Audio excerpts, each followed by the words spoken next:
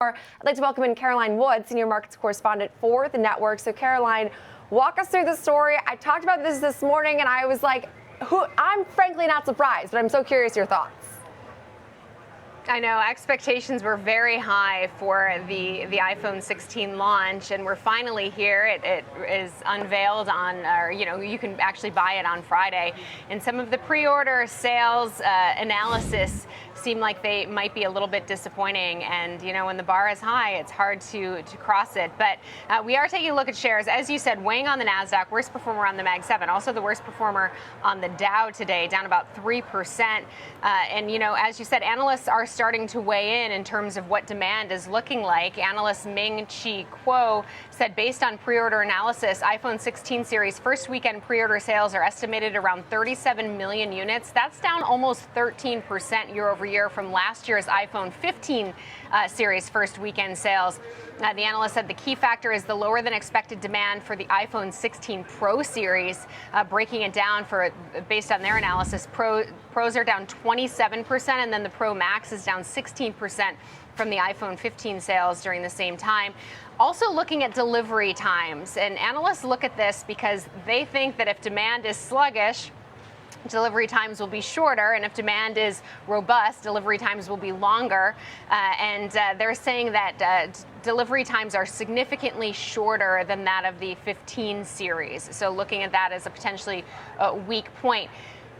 One of the key factors as to why could be that, this is the AI phone, the Apple Intelligence phone, but those features are slowly being rolled out, so not necessarily available until October, so not on Friday when you actually get the phone, so that could be kind of delaying some of the purchases. Additionally, this specific analyst pointed out about intense competition in China continuing to impact iPhone demand. We know Huawei has continued to chip away at market share there.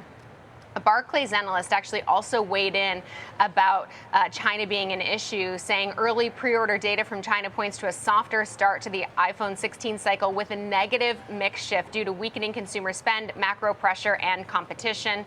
So they think that also the fact that Apple Intelligence in the Chinese language won't be available until calendar year 2025 may dampen early enthusiasm for the 16.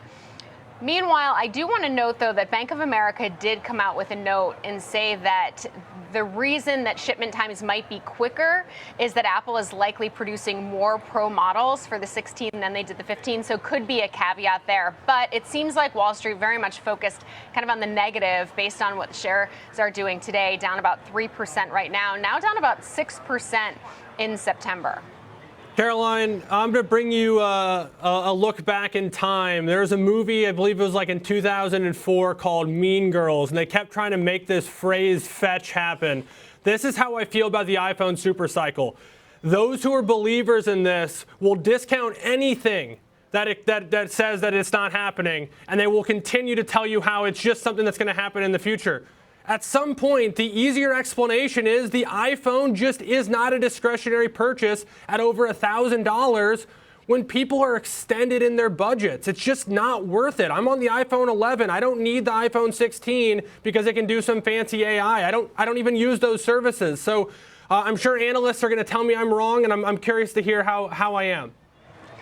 Well, I love the Mean Girls reference, so I fully support that. I will say 75% of analysts still have a buy rating on shares of Apple. The median price target implies about 12% upside from current levels at $243. So there's still a lot of bullishness on the street. And it might not be, based on thinking that people are going to go out on Friday or pre-order the iPhones. There's also the holiday season coming up here in the U.S. and Europe, and then there's the Double 11 holiday event in China that could drive demand as well. And then once those AI features actually can be utilized in October, that could drive additional demand as well. There's also, obviously, Dan Ives of Wedbush is a perma bull, right? And he has a $300 price target on shares, so quite a bit higher than the median. And his real thesis is that an estimated 300 million iPhones globally, he says, have not upgraded in over 4 years. So I had to actually look at my phone under settings because I didn't even know what I had. I knew it's a couple years old. I have the 14 Pro Max. Max, I'm not necessarily going to run out and buy the new one. But if you have the 11 and you like to take good pictures, maybe other people aside from you would go out and actually upgrade their phone. Plus, a lot of times you have to upgrade your phone, whether it be your battery is decreasing, and it's not holding a charge, or you do want some of the cool new features. Not necessarily even the AI features, but or Alex, your I have a feeling there's a whole or your lot. screen breaks. That's why I get a new one. It gets old. You get a new one because it gets old. That's not because I need the new features. It's because it stopped working. I'm the first to say, the second this phone stops working, I'm at Verizon or Apple, wherever's closer to get the new one. Because I need it. I need it to live. That's exactly it. I think most people at this point, aside from kids, I think there's an argument there, but need a phone. So yeah, if there are 300 million people who haven't upgraded in 4 years, these phones don't last as long as some of the Motorola's did back in the day. So they likely might just be forced to buy a new one. But on top of it, they think that the AI, Apple Intelligence, will drive further sales, and that's what's leading to the bullishness on the street. Not necessarily seeing it today, but we are seeing it in the overall rating. Yeah, and Caroline, I totally agree, because there are still those. I mean, I have several friends that were like going to upgrade. They were asking me, I have the 15 Pro Max, and they were like, should we get that phone? And I was like, well, you should just wait till the 16. To me, that's more logical, because frankly, it's all expensive, so might as well just get the newest. But then I have a hard time with it's like the super cycle narrative, because I think this will be just pretty much on par with maybe what we see from normal iPhone cycles every year. But without that driving force of AI, that's a piece of the puzzle where I was like, how could we say this is going to be incrementally different than the 15 or 14? I believe we haven't really seen the same demand since like the 6 or 7 models, but that was my issue. It was like, I could say, hey, battery specs on the new one are fantastic. It's like 33 hours of streaming, which is insane, for especially if you're upgrading from like the 12 or 11. But to say that we're going to see an unprecedented demand for software that it won't come out for now months, that was my whole argument. I was like, I don't get that.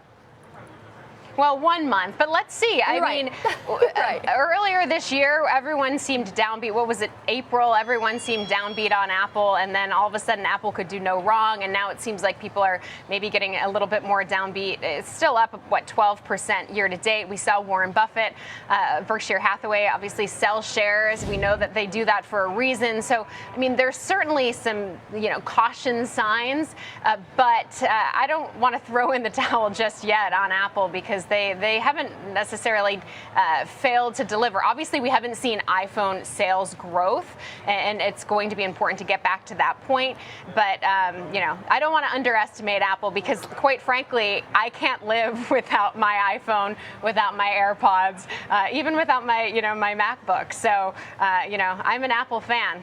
And to your point, I'm also a huge, it's the only reason I know so much about this darn iPhone 16, because I am also an Apple fan. And I hope that the iPhone 16, the AI aspect of this that comes out, like you said, in only a month, I'm just being greedy, but that surprises to the upside, because typically Apple, as far as innovation, it does frankly tend to surprise to the upside. But we'll leave it there. Great breakdown on all the various iPhone 16 drama already. Caroline Wood, senior markets correspondent.